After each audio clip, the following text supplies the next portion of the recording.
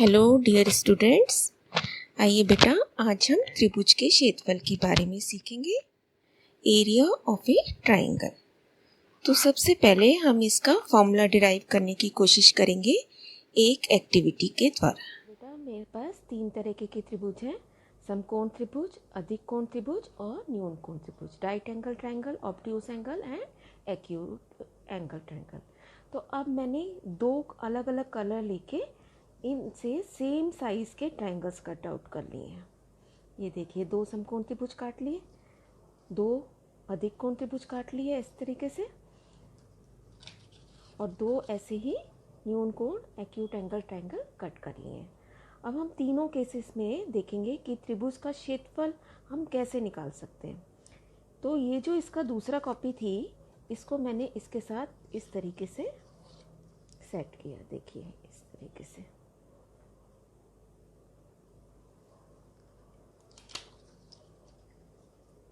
ये देखिए हो गया इसके साथ इस तरीके से सेट। अब इसको रखते हैं।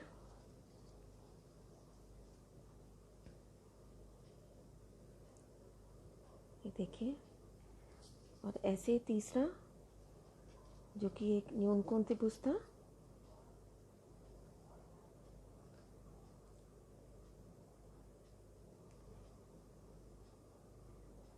ऐसे हो गए, लग गए, सारे सेट हो गए। अब देखिए जहाँ पे हमारा समकोण त्रिभुज था, तो ये किसकी शेप में लग रहा है। अब हमें एक ये रेक्टेंगल बन गया, आयत बन गया, है ना। और आयत का क्षेत्रफल क्या होता है, लंबाई गुणा चौड़ाई। तो अगर हमें तो एक त्रिभुज का चाहिए था, पूरा मिला के ये लंबाई गुणा चौड़ाई है, तो जब इसमें से आधा हिस्सा अलग कर दूंगी तो इसका क्षेत्रफल क्या रह जाएगा, लंबाई गुणा चौड़ाई का आधा। ऐसे ही इसमें क्या बन गया, ये समांतर चतुर्भुज बन गया, और इसमें भी क्या बन गया, समांतर चतुर्भुज। और उनका क्षेत्रफल क्या होता था, समांतर चतुर्भुज का क्या होता था, बेस इंटू हाइट होता है ना। दोनों केसेस हमेशा बेस इंटू हाइट है। तो जब मैं से इसमें से आधा हिस्सा अलग कर दूंगी, इसका भी, तो एक त्रिभुज का एरिया क्या रह जाएगा, पूरा बी एच था, तो आधा कितना हो गया, बी गुणा एच। ऐसे इसका भी आधा कितना हो गया, बी गुणा एच। तो वही हमें प्रूव करना था कि त्रिभुज का क्षेत्रफल कितना होता है, 1/2 आधार गुणा ऊंचाई, है ना। ये हम प्रूव कर चुके हैं कि त्रिभुज का क्षेत्रफल कितना होता है, 1/2 आधार गुणा ऊंचाई, 1/2 इंटू बेस इंटू हाइट। जैसे बेटा अभी आपने देखा, हमने एक्टिविटी करी और उसमें हमने सभी तरीके के ट्रायंगल्स को कंसीडर किया था, और हमारे पास क्या रिजल्ट आया था कि त्रिभुज का क्षेत्रफल इज इक्वल टू 1/2 इंटू आधार इंटू ऊंचाई, है ना। That means area of a triangle is equal to 1/2 into base into height. अब देखिए, अगर आपके पास समकोण त्रिभुज है, उसमें हमारे को एक परपेंडिकुलर ऑलरेडी दिया होता है ना, तो वो उसका लंब भी है, ऊंचाई है उसकी। तो इस केस में हम डायरेक्ट फॉर्मूला यूज़ करके हम उस त्रिभुज का क्षेत्रफल बता सकते हैं, अगर मेरे पास आधार भी है और उसके लंब की भी मुझे ऊंचाई पता है ना। अब हम एक न्यून कोण त्रिभुज का क्षेत्रफल ज्योमेट्रिकली निकालने की कोशिश करेंगे।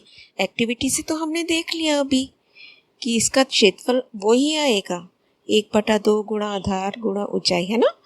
लेकिन अब हम इसे ज्योमेट्रिकली देखते हैं कि आता है या नहीं आता। तो आपको दिख रहा है ये एक ABC न्यून कोण त्रिभुज है, जिसके तीनों कोण न्यून कोण है, 90 डिग्री से कम है। इसमें हमारे को एक लंब भी डाला हुआ है इसने, AD, है ना। तो इसको लिख लेते हैं, AD क्या है, लंब है इसका। कौन सी भुजा पर, BC पर। ये आपको पता ही है, लंब का साइन होता है। अब देखिए, अब आप देख रहे हैं ये मेरे पास 2 समकोण त्रिभुज बन गए, एक इस साइड और एक इस साइड, है ना। तो मैं दोनों का नाम लिख लेती हूँ, त्रिभुज ABD और दूसरा त्रिभुज का नाम क्या है आपके पास, त्रिभुज ABC। और दोनों कैसे हैं, ये समकोण त्रिभुज है ना। अब मुझे तो पूरे बड़े वाले ट्रायंगल का क्षेत्रफल चाहिए। मुझे किसका क्षेत्रफल चाहिए? Area ABC। ये हम AR लिख दिया शॉर्टकट में, एरिया ABC। अब एरिया ABC किसके बराबर होगा? इस ट्रायंगल को हमने दो पार्ट्स में डिवाइड कर दिया ना, तो इस ट्रायंगल का एरिया भी इन दोनों के एरियाज को प्लस करके मिलेगा मुझे, है ना। तो इसको मैं कैसे लिख सकती हूँ? It is equal to area triangle ABD plus area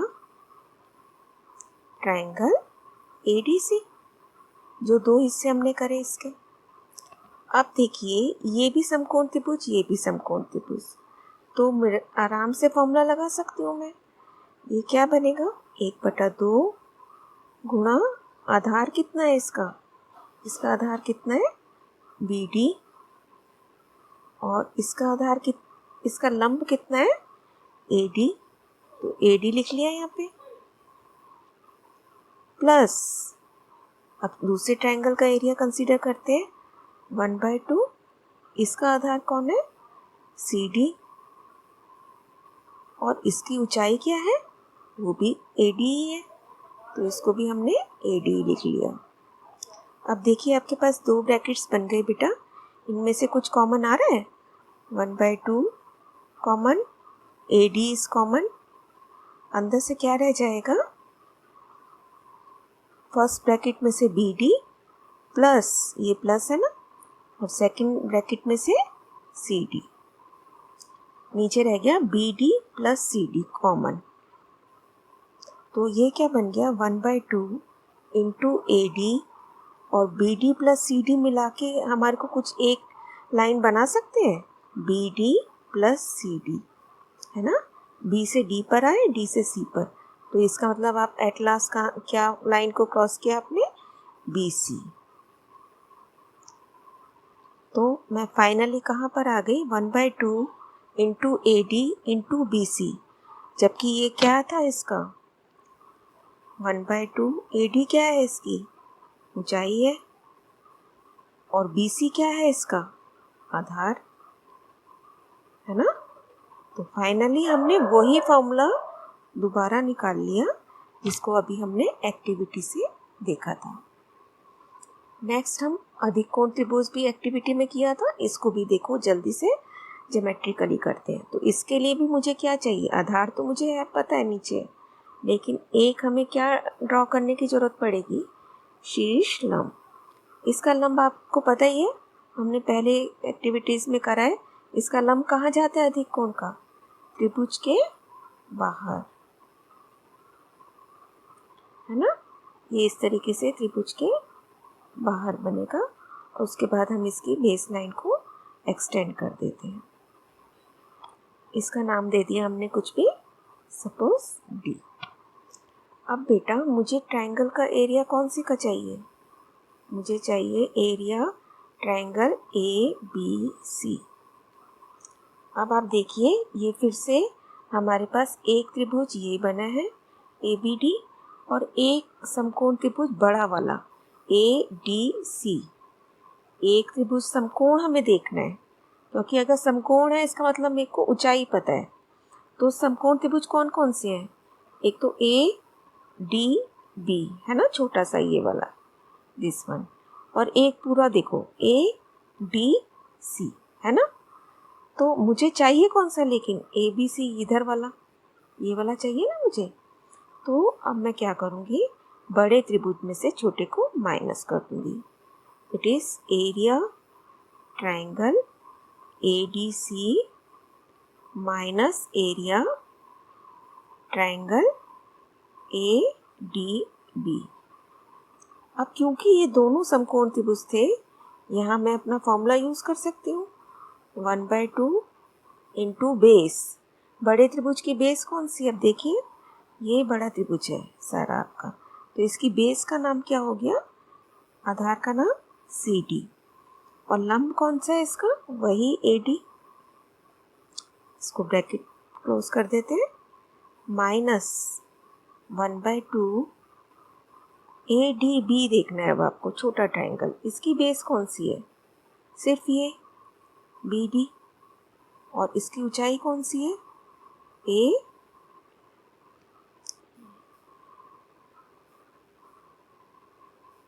D है ना इसकी ऊंचाई भी, ए डी। अब फिर से हम कॉमन निकालते हैं, 1/2 into A D is common. अंदर क्या रह जाएगा हमारे पास? यहाँ से सी डी, बीच में माइनस, और यहाँ से बी डी। अब देखिए ये बन गया 1/2 into A D into C D. इस बड़ी लाइन में से आपने छोटी लाइन को जब माइनस किया, इस वाली को इस पूरी बड़ी लाइन में से, तो हमारे पास क्या रह जाएगा? बी सी रहेगा ना बेटा। आई होप कि आपको क्लियर पता चल रहा होगा कि इस बड़े हिस्से में से हमने इस छोटे हिस्से को कट कर दिया है, तो मेरे पास कौन सा रह जाएगा? B C. तो वो हमने यहाँ लिख दिया, and it is once again equal to, A D क्या था हमारा? हाइट थी, ऊंचाई, और बी सी हमारा क्या है इस ट्राइंगल का? आधार।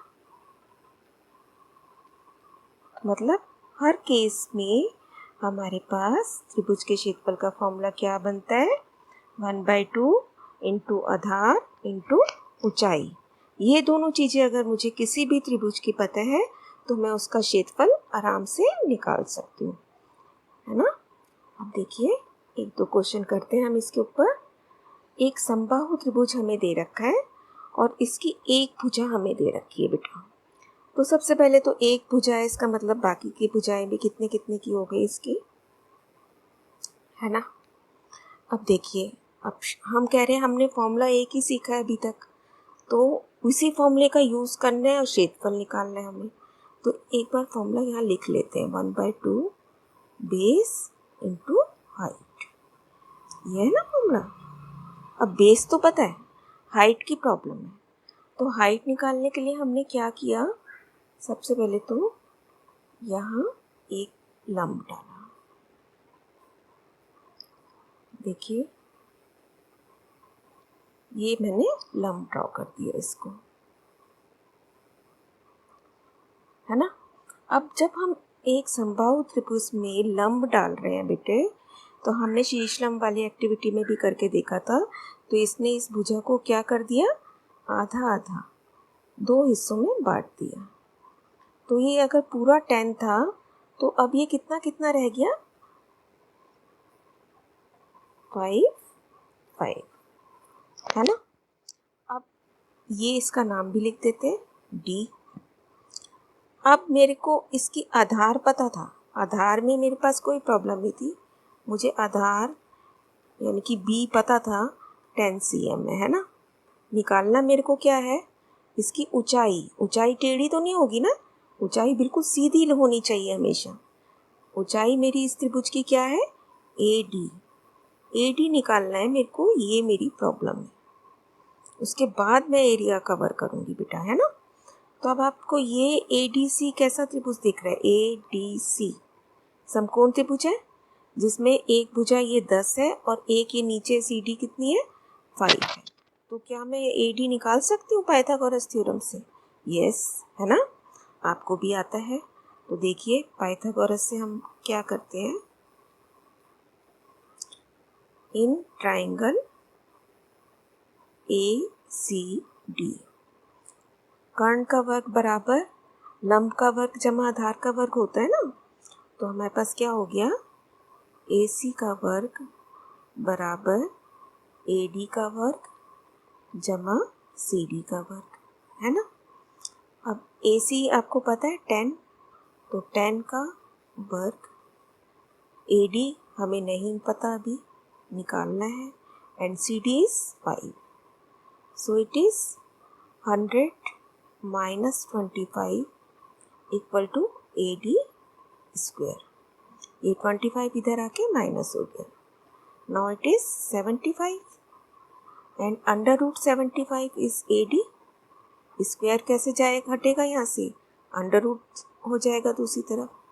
अब इसको हम कैसे लिख सकते हैं, 25 into 3 that is equal to 80। अब 25 का अंडर रूट आपको पता है 5√3। सो AD भी अब मेरे पास आ गया, AD इज इक्वल टू 5√3। ठीक है, तो अब मेरे पास आ गया AD भी और आधार भी। अब मैं इसका क्षेत्रफल निकाल सकती हूँ ट्रायंगल का। तो ट्रायंगल का नाम क्या था, ABC। Area triangle ABC is equal to, आप फॉर्मूला लिखेंगे पहले ऊपर, 1/2 बेस हमारी कितनी है 10 इंटू हाइट हमने निकाल ली 5√3। अब देखिए कुछ कट रहा है, ये कट गया आपस में, है ना, ये इंटू हुआ तो ये क्या बन गया 25√3 और यूनिट क्या दे रखी थी सेंटीमीटर। तो एरिया के साथ क्या लगेगा, सेंटीमीटर का वर्ग।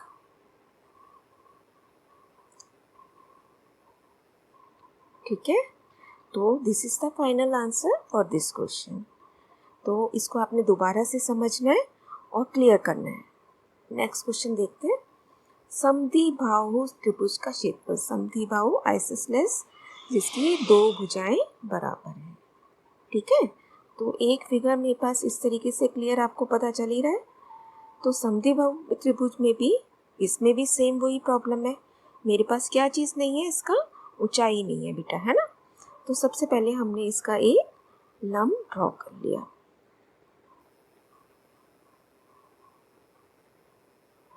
ये हो गया आपका। अब इसको भी नाम दे दिया इधर, सपोज ये इसका नाम क्या है D। और फिर से ये इस केस में भी इसको और इसको हाफ हाफ डिवाइड कर देगा, तो ये कितना रह गया इधर 5 और ये भी कितना रह गया 5, है ना। अब हम इसको सेम उसी पैटर्न पे जैसे पहले अभी किया था, इसको AD को निकालने की कोशिश करेंगे। तो पहली प्रॉब्लम मेरे पास क्या निकालने की है AD। फिर से हम ट्रायंगल कंसीडर करेंगे, इन ट्रायंगल ACD हमारे पास क्या है, AC का वर्ग बराबर AD का वर्ग। सेम वही पैटर्न आपको फॉलो करना है बेटा, AD का वर्ग प्लस CD का वर्ग, है ना। बस फर्क क्या है, इसमें नीचे की एक लाइन हमारी डिफरेंट है, उसमें तीनों भुजाएं बराबर थी, इसमें नीचे की अलग है ना। अब AC square is 8 square, AD हमें नहीं पता, and CD square is 5 square. Now it is 64 minus 25 equal to AD square. 64 minus 25 is 39. तो 39 is equal to AD square. ये आ गया हमारे पास। It is under root 39 is equal to AD.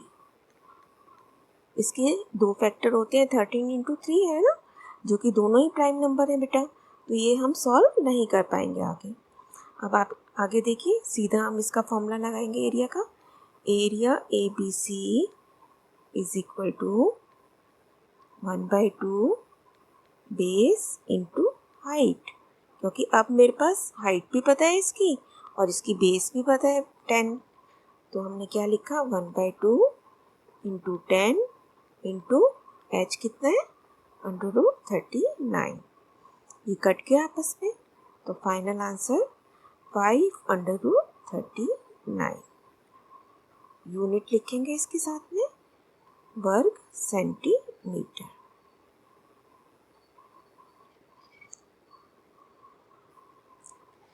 तो हमारा conclusion हम क्या निकाल सकते हैं कि हम किसी भी त्रिभुज का क्षेत्रफल निकाल सकते हैं, लेकिन सबसे उसकी मेन बात क्या है, हमें उसकी दो चीज़ें पहले पता होनी चाहिए, आधार और उसकी ऊंचाई।